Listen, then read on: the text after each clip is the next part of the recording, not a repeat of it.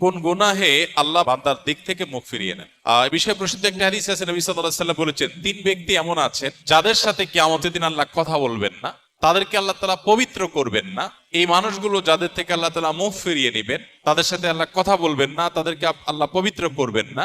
সেই মানুষগুলোর মধ্যে একজন হলেন ওই পুরুষ, যে পুরুষ টাকনুর নিচে পোশাক পরে। পোশাক পরে বলতে যে পোশাক উপরের দিক থেকে যায় সেটা টাকনুর নিচে পরে, প্যান্ট, পাজামা, চাদর, লুঙ্গি, জুব্বা, জামা, এগুলো। মোজা যেটা থাকেই নিচে, নিচ দিক থেকে পরা হয়, ওইটার কথা ভিন্ন। তো এই যে মুসবিল যে ব্যক্তি টাকনুর নিচে প্যান্ট, পাজামা, লুঙ্গি ইত্যাদি পরে, এই ব্যক্তি, তার সাথে আল্লাহ কিয়ামত দিন কথাও বলবেন না এবং তার দিকে আল্লাহ তাকাবেনও না, তাকে আল্লাহ পবিত্রও করবেন না।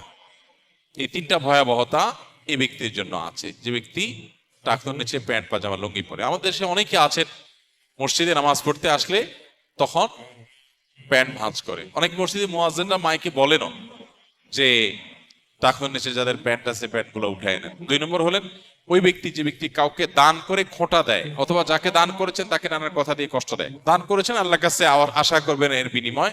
যাকে দান করেছেন তার সাথে আপনার কোনো আলাপ থাকবে না। দান করে খোঁটা দিলেন, কষ্ট দিলেন, খোঁচা মেরে কথা বললেন, এগুলো বললে আপনি আল্লাহ তাআলার দৃষ্টি থেকে সরে যাবেন কিয়ামতের ময়দানে। নাম্বার 3, ওই ব্যবসায়ী, যেই ব্যবসায়ী তার পণ্য বিক্রি করতে গিয়ে মিথ্যা শপথ করে।